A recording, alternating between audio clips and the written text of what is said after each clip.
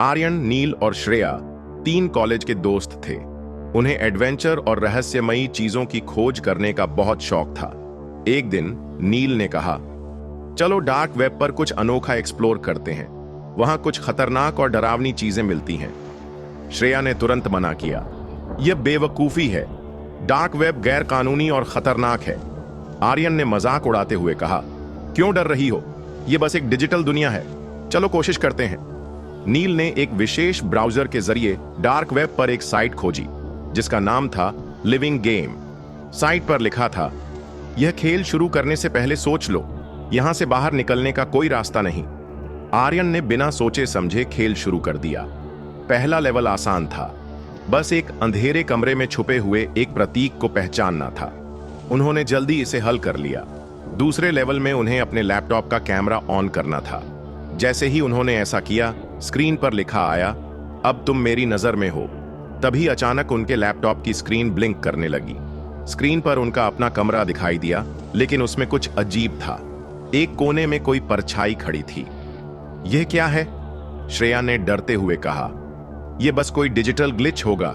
नील ने घबराहट छिपाने की कोशिश की। तीसरा लेवल शुरू हुआ। स्क्रीन पर लिखा था, अब तुम्हें अपने सबसे बड़े डर का सामना करना होगा, समय शुरू होता है अब।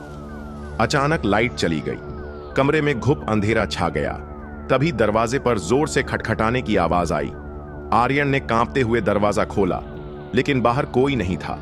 अचानक श्रेया की चीख सुनाई दी। वह कह रही थी, मुझे कोई खींच रहा है, मदद करो। लेकिन वह कमरे में अकेली थी। नील ने उसकी ओर बढ़ने की कोशिश की, लेकिन जैसे ही उसने हाथ बढ़ाया, वह हवा में रुक गया। स्क्रीन पर एक नया मैसेज दिखाई दिया, तुम्हारे साथ ये सब मजाक नहीं है, ये खेल नहीं, तुम्हारी सजा है। आर्यन ने घबराते हुए पूछा, तुम कौन हो? तभी एक गहरी आवाज आई, मैं वही हूं जिसे तुमने इस खेल में बुलाया है।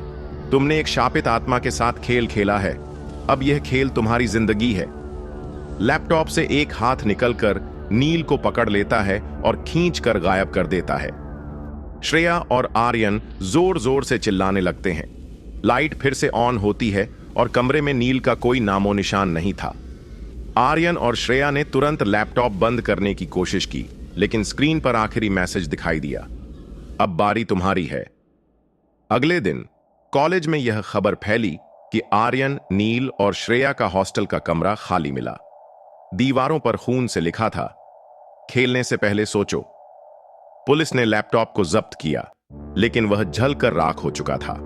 जांच करने वालों में से एक ने धीरे से कहा, यह कोई टेक्निकल गड़बड़ी नहीं लगती, यह कुछ और है। तकनीक और जिज्ञासा का इस्तेमाल सीमाओं में रहकर करें। कुछ रहस्य ऐसे होते हैं जिन्हें उजागर करने का मतलब अपना विनाश बुलाना होता है। अगर आपको यह कहानी रोमांचक लगी हो तो लाइक, शेयर और सब्सक्राइब जरूर करें और ऐसी खौफनाक कहानियों के लिए जुड़े रहें।